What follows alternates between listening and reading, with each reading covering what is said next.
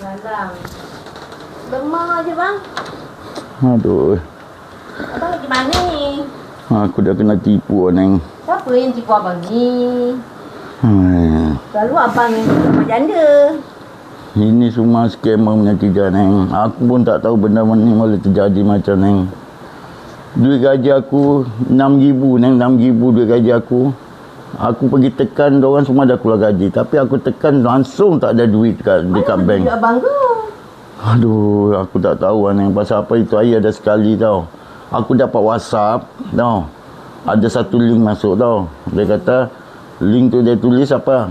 Ada hadiah untuk dimenangi anda. Anda akan menang dengan hadiah ini. Dia kata hadiah dia apa tau? Motor. Aku punya motor pun kau tengok dah buruk.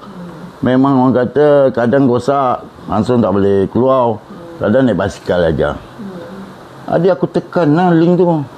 Tekan link tu, bukan dia keluar apa, dia loading. Dia pun pusing aja aku tekan link tu. Aku tutup balik. Kemudian aku tekan balik link tu. Dia pusing lagi link tu. Tak ada keluar apa. Apa hadiah ke apa tak ada. Aku kata pasal aku takut handphone aku ada masalah ke. Jadi aku biarkan. Dah tak boleh pusing, tak boleh keluar. Jadi kebetulan gaji aku keluar pada 30 bulan 29 bulan. Tahu semalam keluar gaji. 2 hari semalam keluar gaji. Aku pergi tekan bank ni. Diorang kata gaji semua dah keluar. Aku pergi tekan. Tinggal RM10 dah duit aku. Mana dia abang? Habis aku jumpa bos lah. Aku tanya bos, gaji dah keluar. Dah semua dah dapat gaji. Aku kata lama mana pergi duit aku ni. Jadi duit aku dah tak ada lagi dalam bank tau Neng. 6,000 duit aku kerja apa. Macam nak mati Neng. Tulang pak kerat aku gunakan. Kacau simin. Angkat simin. Tolak simin. Hantar dekat dorang untuk plasterkan bangunan. Dan habis. Macam nak mati Neng duit aku. Habis begitu aja Neng. Jangan mak janda ambil tak?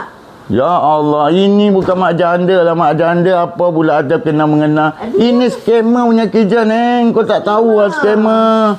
Aku pun tak tahu boleh jadi. Aku ingat kita tekan telefon tu buat apa? Iyalah, kita ingat betul lah hadiah dia bagi. Jadi kita tekan lah. Mana tahu dapat juga hadiah aku kan. Tak kira apa hadiah lah kau dapat pun. Tapi langsung tak keluar. Apa hadiah semua tak tahu. Tak ada keluar. Dia loading berpusing. Macam apa. Pandai scammer tu India mabuk tu macam dia berpusing aja. Dia berpusing aja. Aku dah tak tentu arah. Macam mana ni. Habis mini nombor 2, nombor 3 aku